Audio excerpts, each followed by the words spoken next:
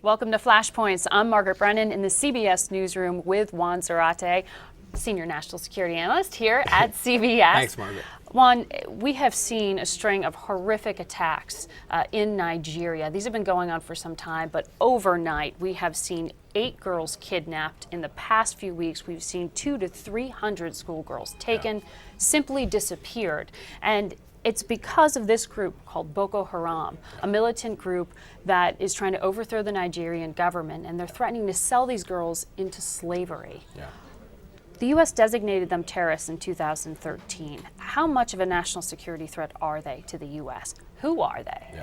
First and foremost, they're a horrific group that has been responsible for horrendous attacks, classic bombings. We've seen this in Abuja. We've talked about it on Flashpoints before. Horrific attacks on schools and dormitories, usually hacking boys who are going to school. Boko Haram, the name itself means Western education is not legitimate, is illegal. And so they've gone after schools, and now horrifically gone after girls and abducted them, and brazenly admitted it. This is a group that is dangerous in the first instance because of the instability it creates in Nigeria. It is drawn from the instability in the north and northeast in Nigeria, has battled security forces, has morphed over time.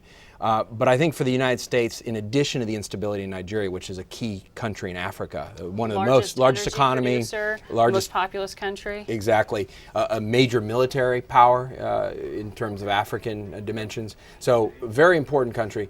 But Boko Haram itself is also, in some ways, the key West African wing of al-Qaeda. It is associated ideologically with the al-Qaeda brand. It has shared fighters and funding with al-Qaeda in the Islamic Maghreb, the North African group, and in many ways is a window into West Africa for the al-Qaeda movement as it stretches across the Maghreb. And so for the United States, it matters because it's a threat to Nigeria.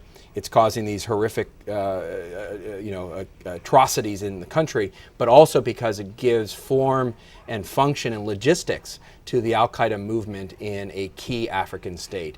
And that's not good for the United States. It's certainly not good for Nigeria. So what can the U.S. do? They've provided millions in help for law enforcement, for counterterrorism.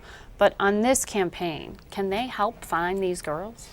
Well, I think we can try to help. I mean, certainly you're not going to see American paratroopers going in or special forces going in, although there may be some residual training that has been happening that will go into, how can we help on this particular case.